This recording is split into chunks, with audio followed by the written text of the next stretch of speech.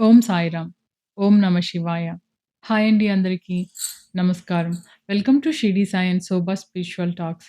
ఈరోజు మనము చిదంబర రహస్యం గురించి తెలుసుకుందాము. భారతీయ సనాతన ధర్మం మరియు ఆధ్యాత్మిక తత్వశాస్త్రాల్లో దేవాలయాలు కేవలం ప్రార్థనా మందిరాలు మాత్రమే కావు. అవి విశ్వం యొక్క నమూనాలు. మానవ శరీర నిర్మాణానికి చిదంబరం ఒక చిహ్నంగా నిలుస్తుంది. అంతేకాకుండా ఉన్నతమైన తాత్విక సత్యాలను భౌతికంగా వివరించే అద్భుతమైన నిర్మాణం. ఈ కోవలో దక్షిణ భారతదేశంలోని శైవ క్షేత్రాల్లో అత్యంత విశిష్టమైనది, విలక్షణమైనది మరియు ప్రపంచవ్యాప్తంగా జిజ్ఞాసులను ఆకర్షిస్తున్న మహాపుణ్యక్షేత్రం తమిళనాడులోని చిదంబర నటరాజస్వామి ఆలయం. సృష్టిలోని సకల చరాచర జగత్తు పంచభూతాల సమ్మేళనం. హిందూ ఆగమ శాస్త్రాల ప్రకారం ఈ పంచభూతాలకు మూలాధారం పరమశివుడే. అసలు శివ అంటే మంగళకరమైనది, అంతటా నిండి ఉన్నది. మరొక అర్థం ఏదైతే లేదో అదే శివుడు. చిదంబరం సర్వవ్యాప్తమైన ఆకాశతత్వానికి చిహ్నంగా శోభిస్తుంది. చిదాకాశము అంటే అపరిమితమైన జ్ఞాన చైతన్యమే ఆకాశంగా కలిగిన ప్రదేశమని అర్థము. భగవంతుడికి ఒక నిర్దిష్టమైన ఆకారము లేదని, ఆయన అనంతమైన శూన్యమని సూచించే తాత్విక భావనే చిదంబర రహస్యము. ఈ అనంతమైన విశ్వమంతా శూన్యం నుండే పుట్టింది. మళ్ళీ ఆ శూన్యంలోనే కలిసిపోతుంది. ఆ శూన్యాన్నే మనం శివుడు అంటాం. శూన్యం అంటే అనంతమైన నిశ్శబ్దం. మనసులోని ఆలోచనలను, అలజడిని తగ్గించి నిశ్చల స్థితికి చేరుకోవడమే దీని తత్వం. నేను శరీరాన్ని అనే భావనను వదిలి, నేను అనంతమైన చిదాకాశాన్ని అని అనుభవపూర్వకంగా తెలుసుకోవడమే ముక్తి లేదా మోక్షం. మీ మనసులో వచ్చే ప్రతి ఆలోచనను ఒక సాక్షిగా చూడండి. ఆ ఆలోచన ఎక్కడి నుంచి వస్తుంది? అది వచ్చి వెళ్ళిపోయిన తర్వాత మిగిలే ఖాళీ ప్రదేశమే చిదాకాశం. చిదంబరం ఆలయం 40 ఎకరాలలో ఈ అద్భుత కట్టడం ఉంది. దీని నిర్మాణానికి, అభివృద్ధికి చోళ చక్రవర్తులు కృషి చేశారు. చోళులకు చిదంబర నటరాజస్వామి కులదైవం. ఇప్పుడు మనం నటరాజ తత్వం గురించి తెలుసుకుందాం. The cosmic dance. చిదంబరంలో నటరాజస్వామి భంగిమ అద్భుతమైన తాత్విక మరియు భౌతిక శాస్త్ర రహస్యాలను తనలో ఇముడ్చుకుంది. శాస్త్రవేత్తలు సైతం ఈ నాట్యాన్ని కాస్మిక్ డాన్స్‌గా, విశ్వనృత్యంగా అభివర్ణించారు. ఇది విశ్వం యొక్క సృష్టి, స్థితి, లయ, తిరోధానం మరియు అనుగ్రహం అనే 5 దైవిక చర్యలకు చిహ్నంగా నిలుస్తుంది. సృష్టి.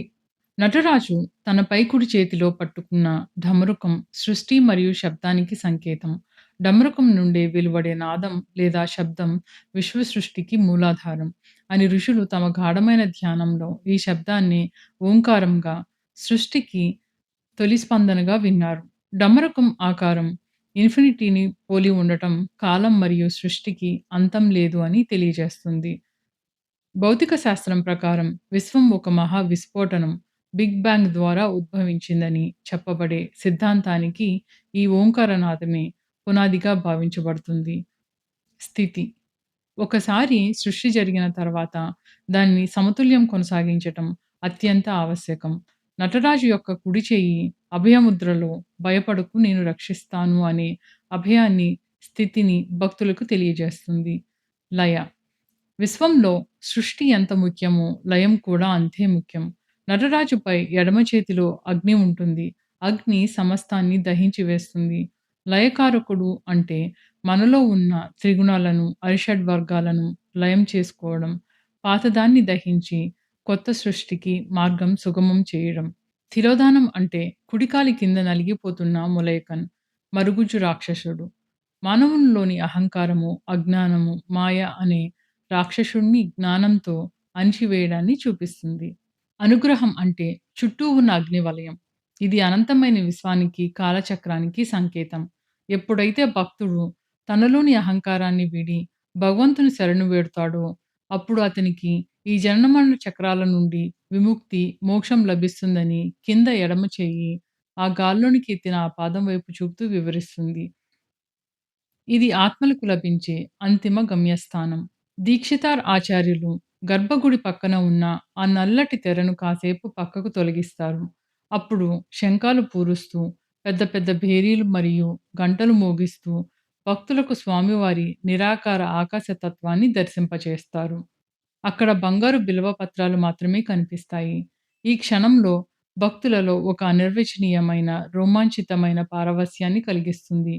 చిదంబర రహస్యం కేవలం ఆ నల్లటి తెర వెనుక దాగి ఉన్న ఒక ఖాళీ ప్రదేశం మాత్రమే కాదు.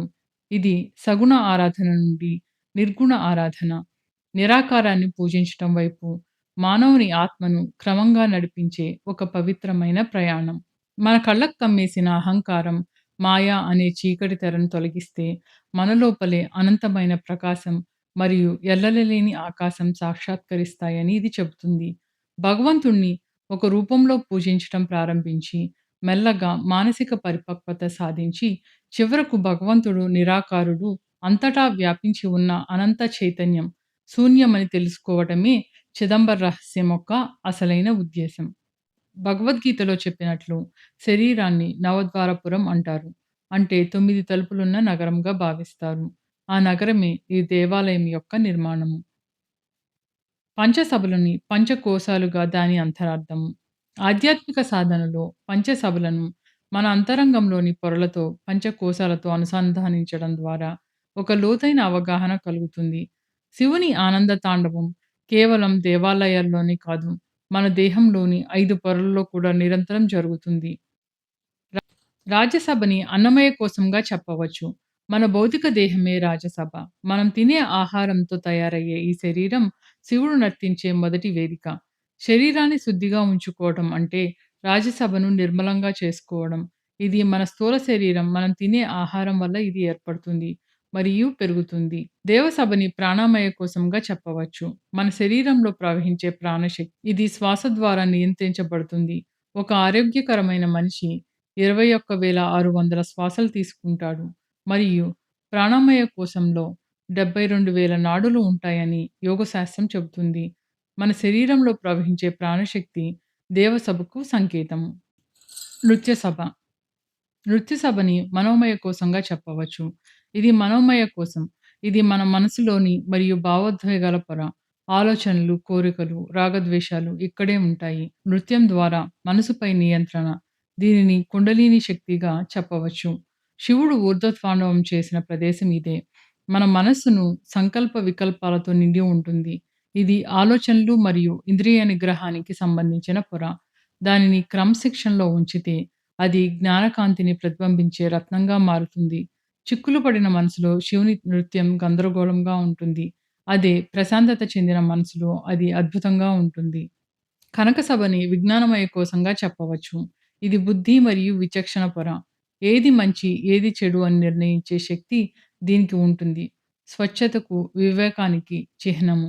మనలోని బుద్ధి లేదా విచక్షణ, ఇంటెలెక్ట్ విజ్ఞానమయ కోశం ఇది. ఏది నిత్యం, ఏది అనిత్యం అని తెలుసుకునే ఉన్నతమైన స్థితిని ఇది తెలియజేస్తుంది. మాయను వీడి జ్ఞానం వెలుగులోకి వచ్చే ప్రయాణమే ఈ సభ అంతరార్థము. చిత్సభని ఆనందమయ కోశంగా చెప్పవచ్చు.